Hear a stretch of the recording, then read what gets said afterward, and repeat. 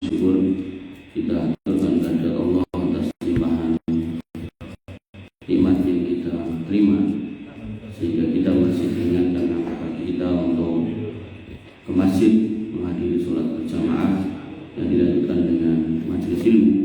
Dan pada malam hari ini kita mengambil tema 2 kaidah prinsip dalam hidup seorang muslim. Dan dengan memahami, dan cuma tahu tapi paham kaidah ini, maka insya Allah panjenengan bisa hidup sebagai seorang muslim itu nanti tenang, aman, tidak was-was, tidak bingung. Karena nanti ya, dengan kalau tidak paham kaidah ini dalam kehidupan ini banyak orang yang menyampaikan hal-hal yang seolah-olah datang dari agama, tapi sebenarnya jauh dari agama. Dan ini yang kemudian jadi kebingungan kita, karena kita tidak punya fondasinya. Tapi kalau kita ngerti kaidah ini, paham, insya Allah nanti orang ngomong apa aja kita mudah memahami, itu benar atau salah.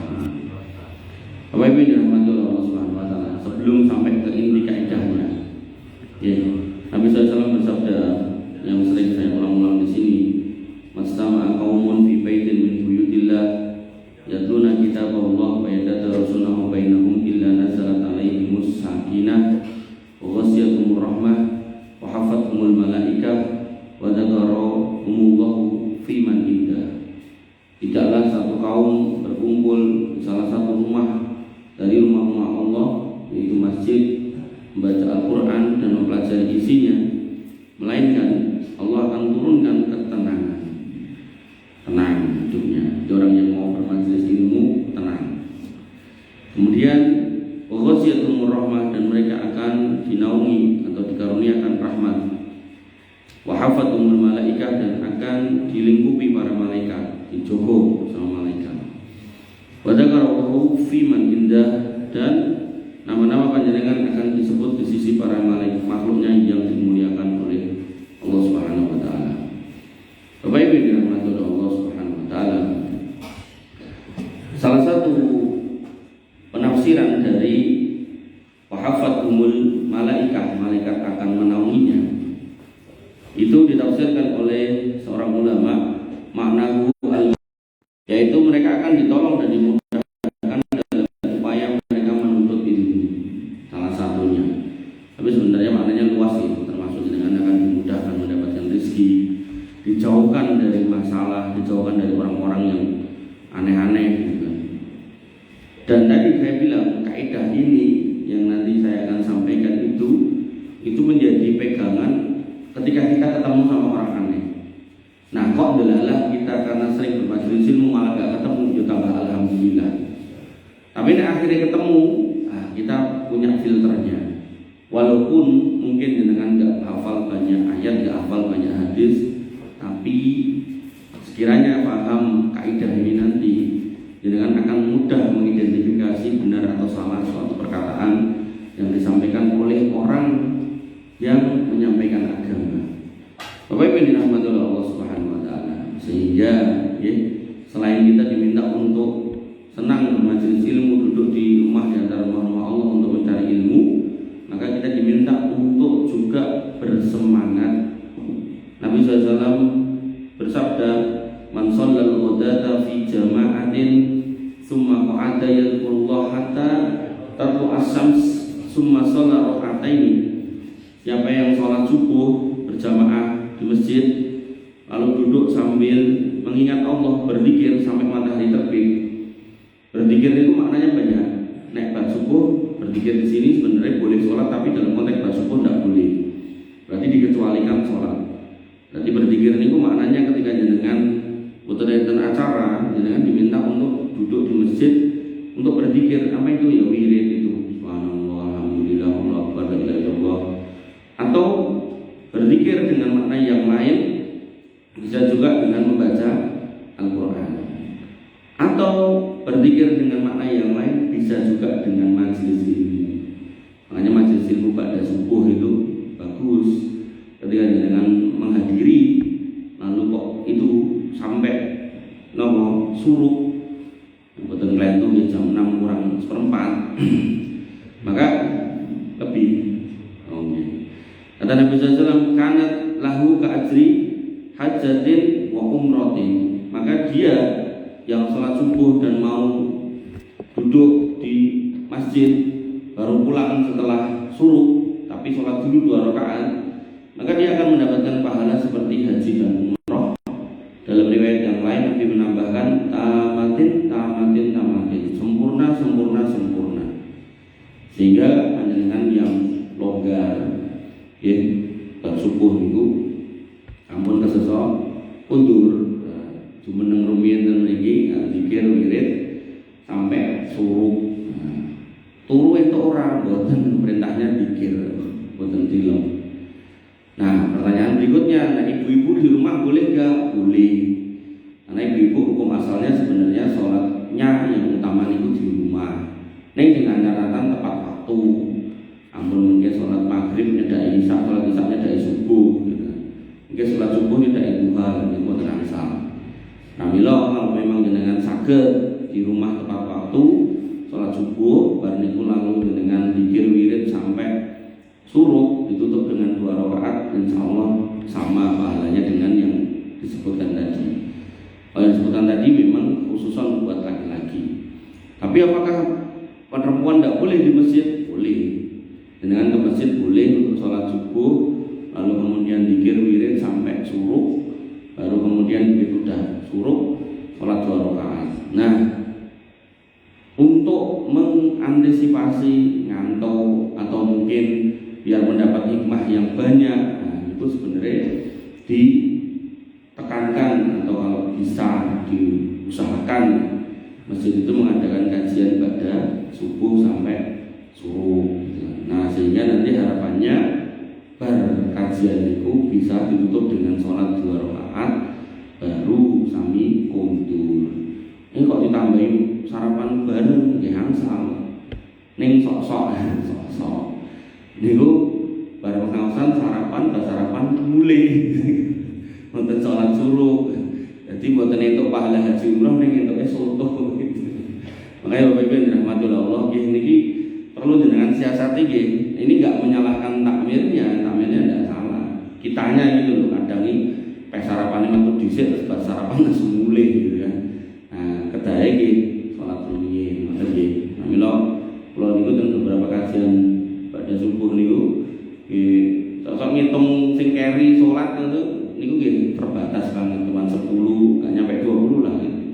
Padahal jamaahnya mungkin ratusan atau sinten iki gitu. Jadi begitu selesai banyak yang malah pulang. Nah, Bapak Ibu dirahmati Allah Subhanahu wa taala, majelis ilmu. Nah, kalau majelis ilmunya kemudian terjadi antara 2 sholat ini, antara pada maghrib sampai nanti isya, maka duduk jenengan itu terhitung sedang sholat juga.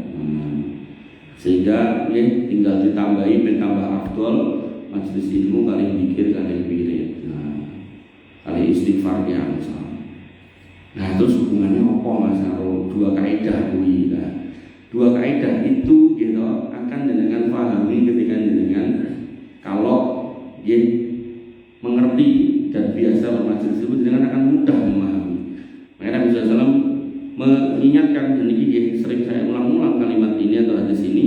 Nabi bersabda, taraktu fikum amrayni lan tadillu ma tamassaktum bihima kitabullah wa sunnata rasulih. Tak tinggalkan 2 perkara yang kalau sekiranya ini kamu pegang, maka kamu gak akan sesat selama-lamanya, yaitu Quran dan hadis.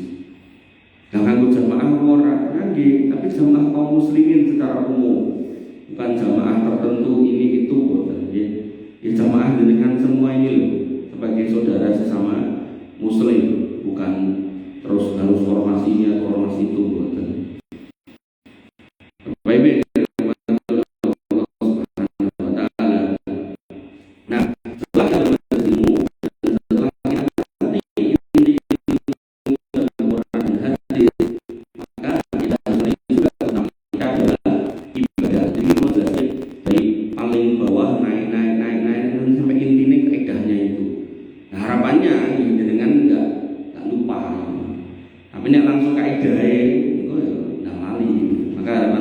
prosesnya ini dari bawah ke atas itu jenengan bisa memahami ya sebenar-benarnya sehingga jenengan nanti ingat, sehingga nanti nek ditawani kalau mlebu jamaah iki jamaah kuwi jenengan tinggal mengidentifikasi iki nek ana kaidah kae mlebu ning endi. Nah, bener apa salah yo ngoten nuwun insyaallah ya. Nah, Allah berfirman dan insya Allah jenengan sering dengar dan mungkin ya sebagian besar jenengan apal. Quran surat Ad-Dariyat ayat 56, wa ma khalaqtul jinna wal insa illa liya'budun. Kowe kabeh jin menungso kuwi tak ciptake nggo ibadah. Jadi hidup kita itu harusnya ibadah tok. Hanya saja kita kadang salah paham. Salah pahamnya apa?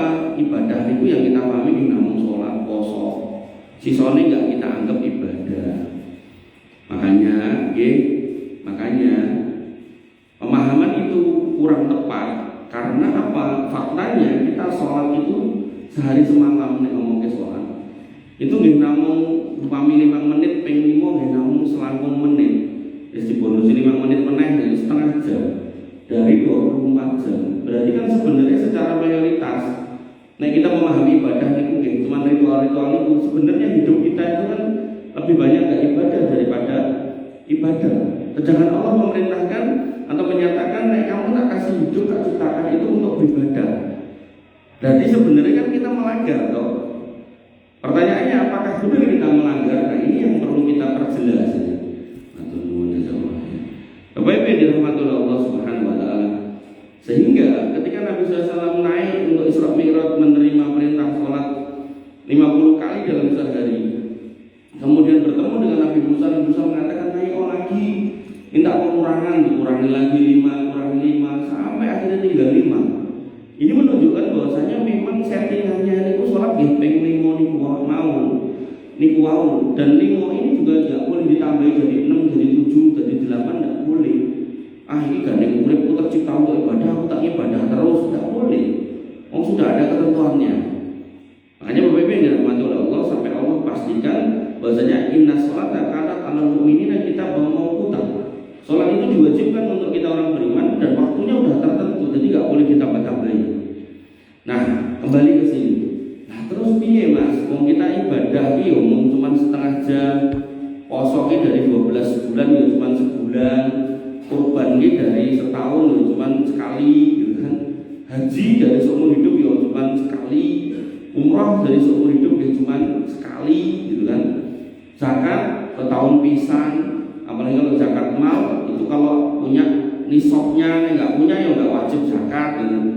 Artinya sebenarnya kalau kita ngomongkan perintah untuk ibadah karena dihidupkan oleh Allah, diciptakan oleh Allah, jane kan kita itu terus melanggar. Jane. Tapi apakah seperti itu? Nah ini yang perlu kita pahami. Kayak misalnya kita punya putra, mangkat sekolah, nyotak sangoni, lingkup sekolah jam itu nanti jam 4 misalnya, tentu jam 3 gitu. Kok lebune mau tekan jam 11 bariku ngluyur gitu. Dan kita tahu kita mesti marah.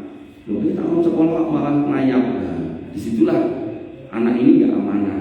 Maka apakah kita tidak amanah dengan hanya ibadah tadi itu sedikit-sedikit dari tok? Maka disebutkan oleh Nabi SAW bahwasanya tujuan hidup kita itu bukan dunianya tapi akhiratnya. Nabi SAW bersabda, "Man kana di dunya hammahu, faraqallahu alaihi amrahu." Siapa yang hidupnya ditujukan untuk urusan dunia, nyata-nyata sholatnya cuma setengah jam, nyata-nyata puasanya cuma 1 bulan dari 12 bulan, nyata-nyata haji umrohnya cuma sekali seumur hidup, nyata-nyata kurbannya cuma setahun sekali, zakat juga demikian. Berarti kan yang kita maksud umpama kita memaknai ibadah itu kita mungkin kan sedikit banget. Maka sisanya kan kita sibuk dengan urusan dunia. Lalu Nabi mengingatkan, maka nanti dunia hamahu. Siapa yang kemudian menghabiskan hidupnya untuk urusan dunia, sing dunia gitu. Sampai pinten triliun itu sing dijejer tentang caksaan itu. Niku sing jenengan tingali teng TV niku nembe 2 triliun dari 11,8 triliun. Jadi sisane niku derek saged didekek mriku, mergo ramal gone gitu. Nah, faraqallahu alaihi amruhu, maka Allah akan mencerai-beraikan urusannya. Makanya orang yang hidupnya itu ngomongnya dulu tidak puas-puas. Nah tinggal dunia ini mau ke sebelah mana dimaknai duit untuk piro-piro ya kurang. Ngomongin jabatan dan apa wae yo pengennya wih meneh nggak pernah berhenti. Atau apa ngapunten istri wanita terus duit pengen meneh gitu kan. Dan karena sudah diturunkan nafsu, umpamapun agama membatasi 4 yujuk tambah meneh. Bahkan ya ngapunten nek perlu bojone tanggane ya bojiko. Dan itu kadang dibungkus nganggo ajaran tertentu. Kuwi lak wis melu jamaah iki to, bojo urung to. Ayo kawin karo sing sak jamaah wae timbang karo kono. Ngoten niku to. Makanya lebih beda rahmatullah Allah Subhanahu wa taala, orang-orang yang menghabiskan waktunya untuk fokus tentang dunia bisa-bisa, maka Allah akan mencerai-beraikan urusannya, enggak akan ada puasnya. Wa ja'ala faqrahu baina ainai, dan dia akan memandang apapun yang dia dapatkan selalu kurang, fakir. Iki aku sedikit 1 miliar, pecorone dadi 2 miliar. Jadi 2 miliar pecorone dadi 4 miliar, 4 miliar pecorone dadi 1 triliun terus. Bahkan nopo sing lebih divonis niku Sarah Richard itu sudah jadi broker kasus di temeh 1 triliun yo jek broker meneh. Jek kurang terus. Padahal sing enek kuwi mungkin nek enek tikus itu mungkin dipakan tikus sudah. Karena dia pun enggak bisa menghabiskan itu loh. Makanya Bapak Ibu dirahmati Allah Subhanahu wa taala, walam ya'tihi minad dunya illa ma kataba lahu. Dan parahnya orang-orang yang menghabiskan hidupnya tentang dunia, dia enggak akan mendapat dunia kecuali yang Allah tetapkan. Nah, punten melih, makanya dengan ningali enten kiai yang perkoso uripe. Ngapunten golek-golek sampah, mungkin kemudian kerja rekoso banget, beca, atau mungkin pekerjaan-pekerjaan yang mungkin kita delok urip rekosone ra karo-karuan gitu kan.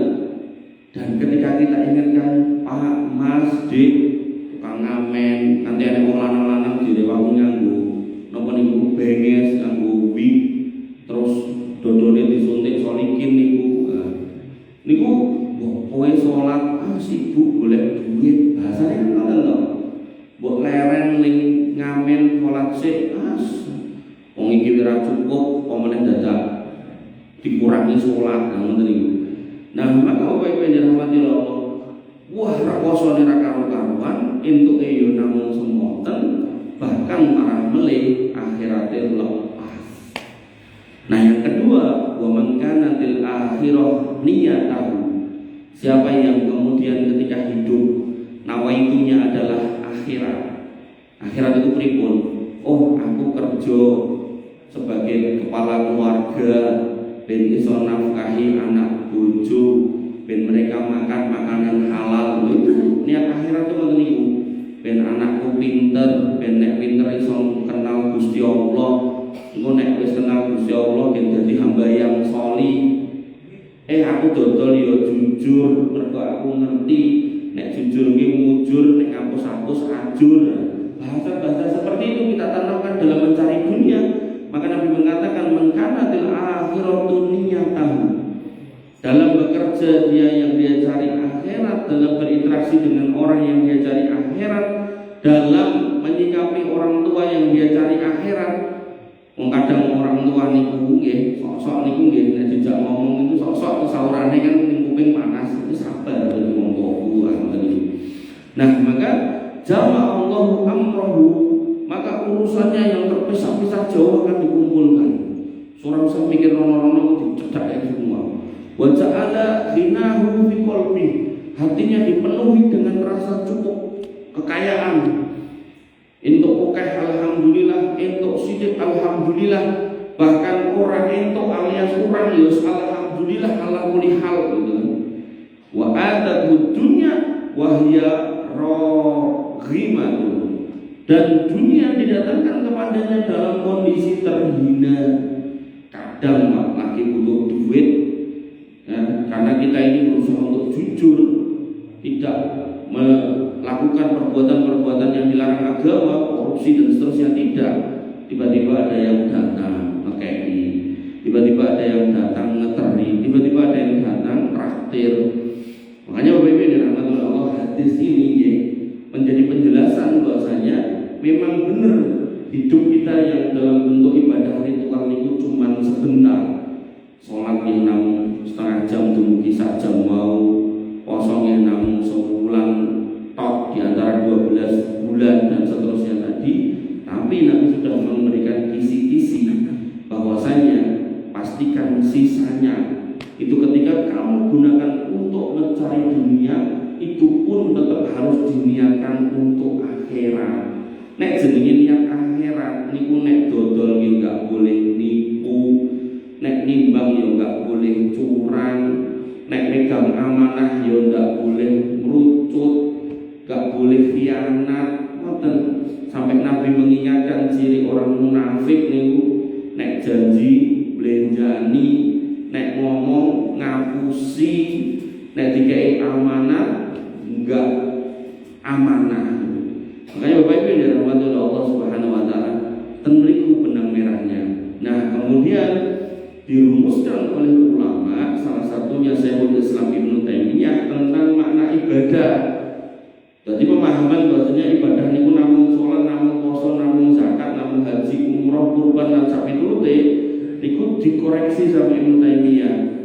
Ibnu Taimiyah mengatakan, al ibadatu hiya ismun jami'un likulli ma yuhibbullah wa yardahu. Ibadah itu adalah sebuah istilah untuk semua hal yang kita kerjakan yang Allah dan Rasulnya meridhoi. Jadi kalau seorang muslim kerja, ya Allah ridho. Seorang muslim malas, ya Allah nggak ridho. Berarti ibadahnya seorang muslim selain ritual ya kerja. Seorang istri gitu kan, menjaga hubungan baik dengan suaminya, Allah ridho. Itulah ibadah.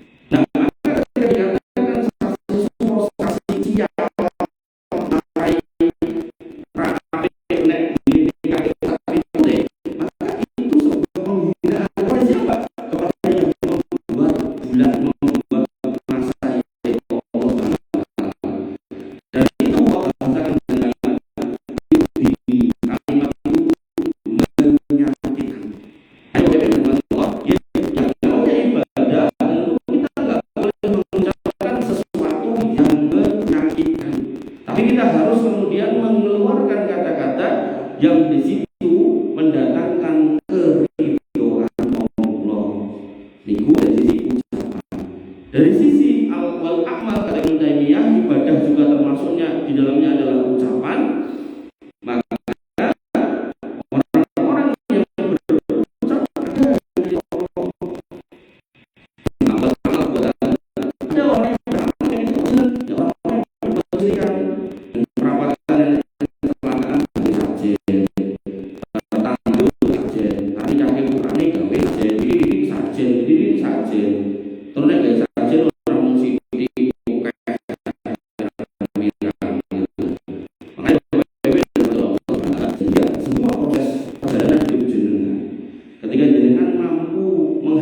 Niat ibadah, maka semuanya otomatis berubah menjadi ibadah, senajan itu bukan ibadah dalam konteks ritual. Makanya ibadah akhirnya dibagi menjadi dua, yaitu ibadah mahdhah dan ibadah ghairu mahdhah. Ibadah mahdhah itu adalah semua ritual yang ada tata cara khusus seperti sholat, puasa, haji, umroh, kurban. Dan yang ghairul mahdoh adalah semua kebaikan yang jenengan lakukan, yang di situ jenengan berharap ridho Allah dan Allah meridhoi. Radhiyallahu anhum wa radu an. Karena nanti ada orang yang berharap ridho Allah, ning Allah enggak ridho. Contohnya napa? Ya wong sing tinggal teng kuburan itu, donga-donga ning kuburan itu. Jadi nitip donga ning kuburan, dia berharap ridho Allah dengan doa dititipkan kepada orang-orang saleh yang di kuburan itu. Tapi Allah sudah menyebut di dalam Quran bahwasanya mana buduhu illa min qarribuna ila Allahi zulfa. Kami enggak menyembah kuburan ini, kata orang-orang musyrik itu. Yang kami lakukan hanya supaya doa kami itu segera cepat nyampe kepada Allah. Tapi Allah bantah, gak ngono kuwi lek donga. Udhuni astajib lakum.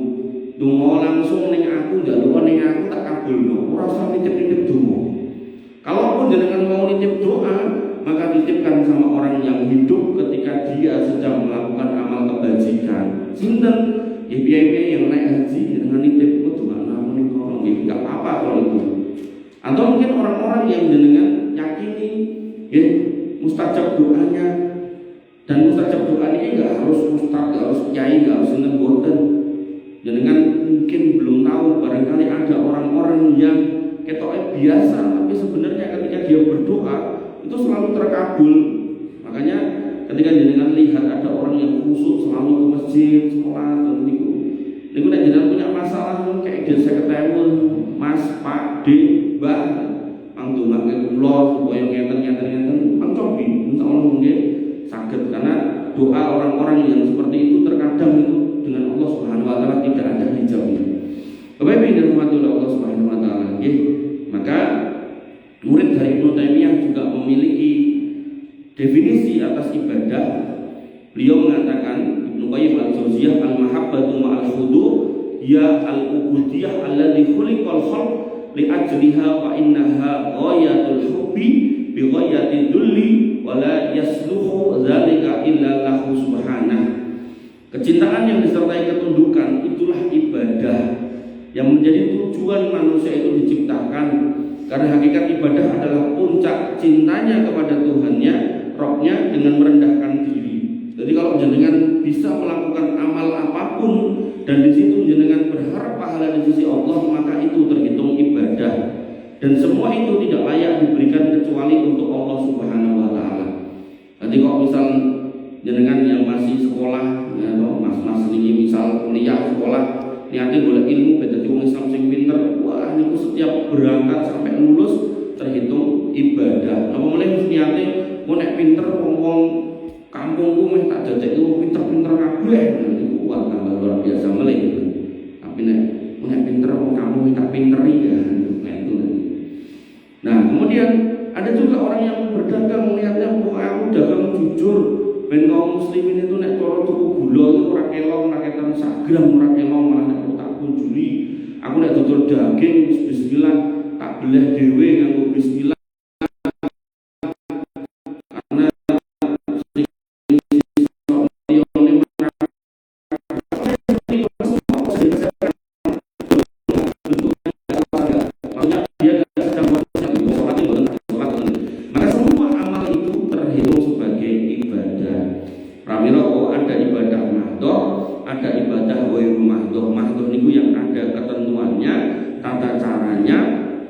waktunya, momennya, kemudian jumlahnya, tata caranya khusus. Yang ghairu mahdoh niku sisanya itu ghairu mahdoh. Bapak Ibu yang dirahmati oleh Allah Subhanahu wa taala.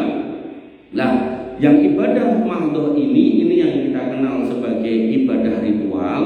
Yang ibadah ghairu mahdoh ini yang kita kenal dengan istilah muamalah. Jadi urutannya sampai seperti itu. Nah, kemudian kaedahnya apa? Kita ngomongkan kaedah ibadah riyin. Jadi ibadah niku enten kalih mahdoh dan ghairu mahdoh. Yang mahdoh ini kita kenal dengan istilah ritual atau ibadah niku sendiri. Yang ibadah ghairu mahdoh itu kita kenal dengan istilah muamalah. Nah, sekarang kaedah untuk ibadah khusus, ibadah ritual itu adalah dikatakan dalam kaidah fikih, yaitu al aslu fil ibadah at-tahrim illa ma dalla dalil ala wujubiha. Hukum asal ibadah ritual itu sebenarnya tidak boleh sampai ada dalil yang memerintahkannya. Dan saya di depan tadi sudah janji nek jenengan memahami kaidah ini, jenengan akan mudah menjawab paling boten untuk diri jenengan. Nek jenengan bisa niki jenengan akan bisa mudah menjawab iki jane entuk apa ora. Kula kayak contoh, kula ulangi nggih kaidahnya. Al aslu fil ibadah at-tahrim illa ma dalla dalil ala wujubiha. Hukum asal ibadah itu ndak boleh atau haram kecuali ada perintahnya. Ini ibadah yang ada ritualnya. Saat ini kalau TKI, kalau tes, sholat maghrib ping 5 untuk nopo mboten. Kenapa? Karena perintahnya 3. Terus bisa sholat id jam 12 awan untuk mboten. Kenapa? Karena perintahnya yang melakoni waktu matahari terbit. Contoh meleh, jenengan pas kurban boleh jarang untuk mboten. Kenapa? Karena itu kan ibadah khusus. Perintahnya kalau enggak kambing, sapi, domba atau unta. Kan mboten. Nah, jenengan contohnya meleh umroh numpak kapal laut boleh napa mboten? Boleh mboten? Boleh, karena ketentuannya kan umrohnya, bukan cara kesananya gitu. Mungkin toh jenengan mriko nek pergi mriko niku karepe saka Mekah ten Arafah mlaku kan numpak bis. Alasannya zaman Nabi kon mlaku ngomongnya, padahal Nabi numpak unta gitu kan. Makanya Bapak Ibu yang dirahmati oleh Allah Subhanahu wa taala, niku ibadah. Jenengan ajeng ngangge rumus kok mawon, nah silakan. Nah, misal ning kuburan maca Quran untuk apa mboten? Bingung, mulai bingung nggih. Maca Quran ibadah napa mboten? Ibadah. Berarti kaidahnya apa? Enggak boleh kalau enggak ada perintahnya. Nah, apa meneh dikhususkan macane teng kuburan. Nah, artinya nek jenengan mau melakukan itu gampang, cari dulu perintahnya. Enten mangkat, mboten enten mandeg. Gampil. Makanya saya tadi katakan tidak perlu ngapal hadis banyak-banyak, dan apa kaidah ini urip penak gitu. Nah mulai jenengan sing kaya contoh mulai. Sing koyo ibadah jenengan ragu. Wah Mas, kowe wae Mas sing nomo ya kudu dicinta itu kewo. Rawani mana?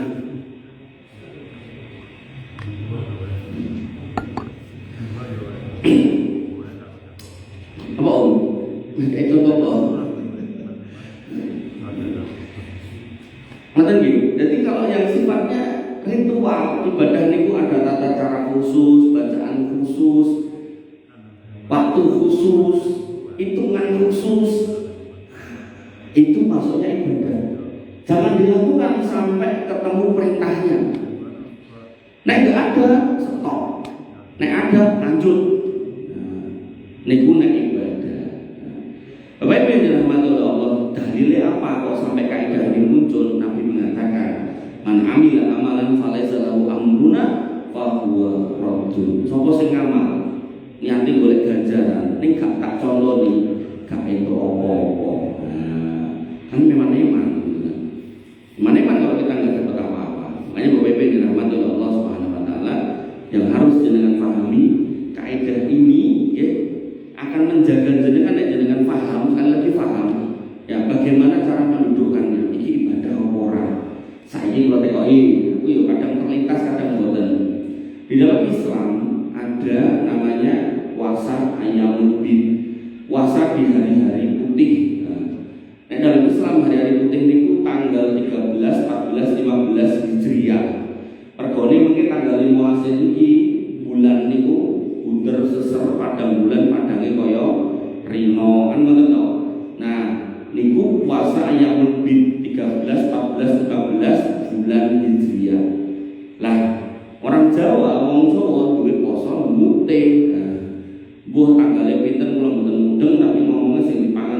putih, banyu putih gitu. Pokoknya kabeh-kabeh putih gitu. Pertanyaan saya, poso putih ala orang Jawa boleh apa enggak? Pak, boleh apa enggak? Boleh. Kenapa? Karena puasa itu kan ibadah. Ketika ibadah tata caranya sudah merumuskan sendiri dan tidak ada contohnya, ya tidak usah dilakukan. Tapi nek umpami dengan pas poso ayam lebih belalah ning omah duwene ya mung sego putih karo banyu putih, enggak apa-apa. Dong boten dibedakan. Ketika jenengan melakukan sesuatu karena meyakininya, padahal jenengan mampu nganggo sego putih lawuh ayam, sego putih lawuh macam-macam jenengan mampu.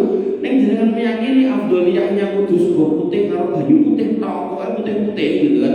Atau nek tahu yo nek digoreng tahu putih mentah gitu. Nah, maka itu enggak boleh. Kenapa? Karena tadi kaidahnya hukum asal ibadah itu enggak boleh sampai ada perintahnya. Nah, perintahnya itu puasa saja tanggal 13, 14, 15 puasa ayam unggun.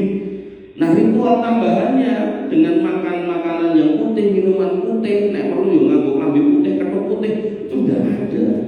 Karena enggak ada, makanya itu dengan singkirkan dengan lakukan puasanya saja mekaten. Bapak Ibu yang dirahmati oleh Allah Subhanahu wa taala, lajeng enten melih dalilnya, tambahannya tentang kaidah ini. Ada 3 orang pemuda yang dia merasa masih muda dan harus hidup di dalam peribadatan terus-menerus. Mereka berjanji, aku pengen sholat terus, wegah turu sholat tahajud. Sing siji, aku pengen puasa terus ora buka. Sing ketelu, nggak tahu ini pilihannya mas-mas ini apa enggak. Aku pengen jomblo terus mau nikah gitu katanya. Nah, Nabi mendengar itu, Nabi marah. Loh, aku lho Rasul, yo puasa yo buka, yo sholat tahajud yo turu, bahkan aku ki yo nikah gitu. Sampai Nabi mengatakan faman rohiba an sunnati falaysa minni. Nek kowe gawe rumus dhewe yo wis kowe dudu anak buahku, kowe dudu anggotku, kowe dudu umatku.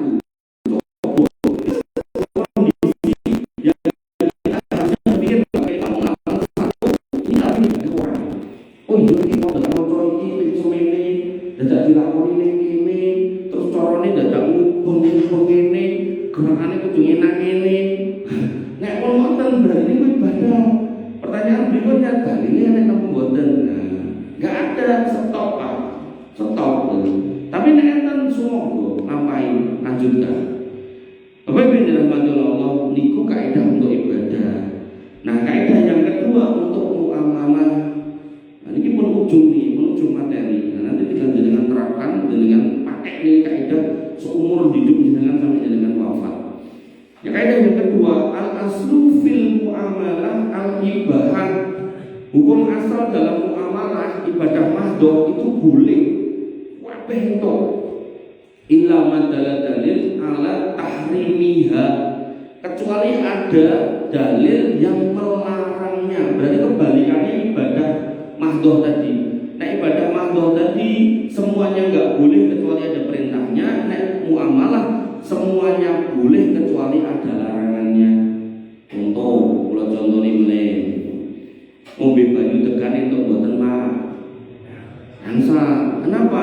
Nah, nek larangane ngombe banyu udan untuk napa mboten mak?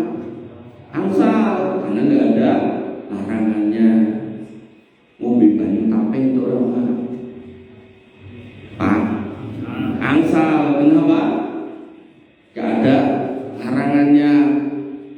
Nah, nek banyu tapeh ini disimpen sesasi untuk apa? Pak, ayo Pak, entuk enggak boleh. Kenapa? Banyu tapeh sesasi wis dadi ciu. Enggak boleh. Makanya jenengan nek ajeng mundur legen itu lho botol kan botol aqua. Iku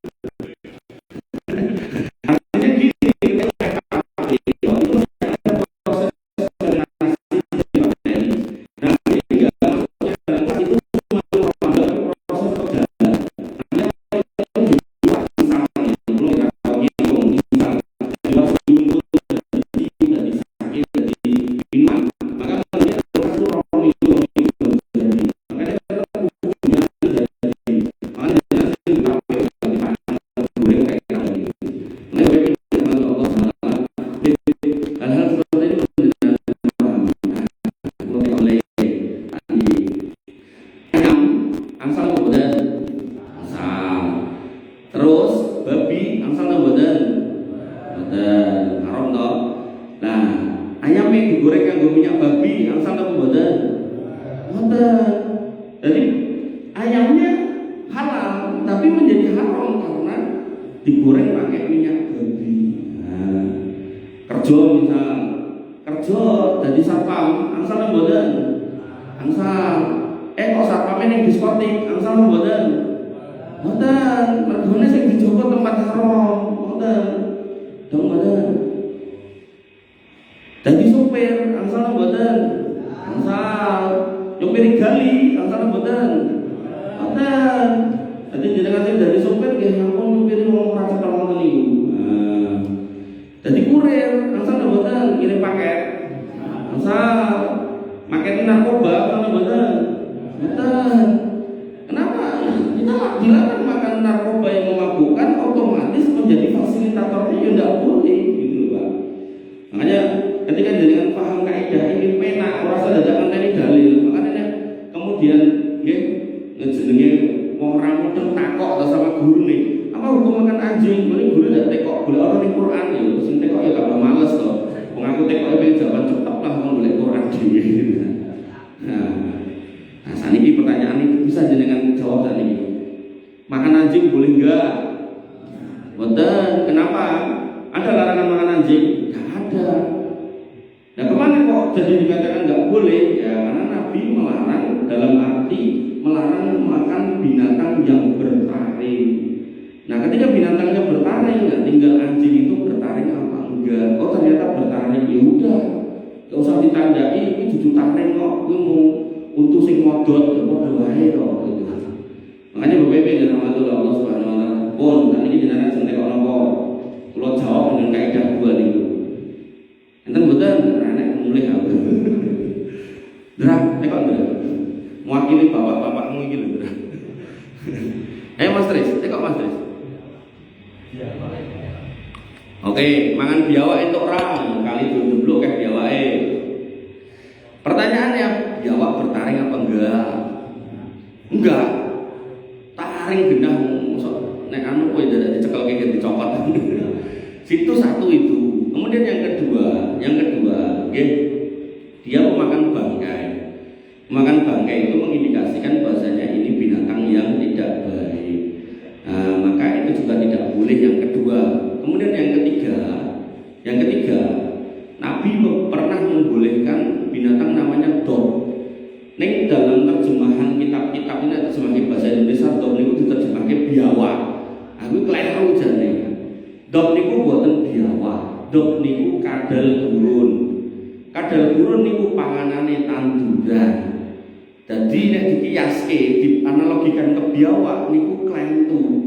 Walaupun foto-foto sikile papat duwe buntut dawa, bentuke meh mirip, tapi dog kali biawak niku benten. Soalnya siji mangan sayur, siji mangane batang.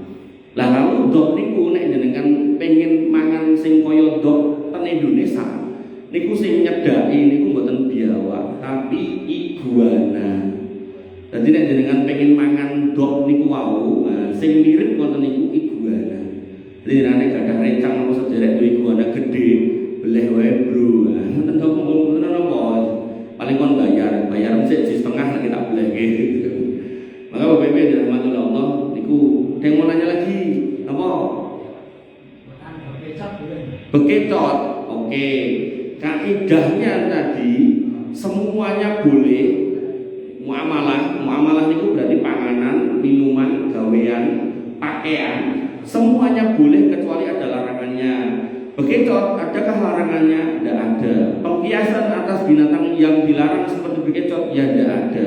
Berarti bekecot keong sawah angsal itu. Mung tinggal dengan gila napa mboten. Karena enten piyai nek mangan ngoten itu muntah, nek sing ngoten itu sebaiknya jangan makan.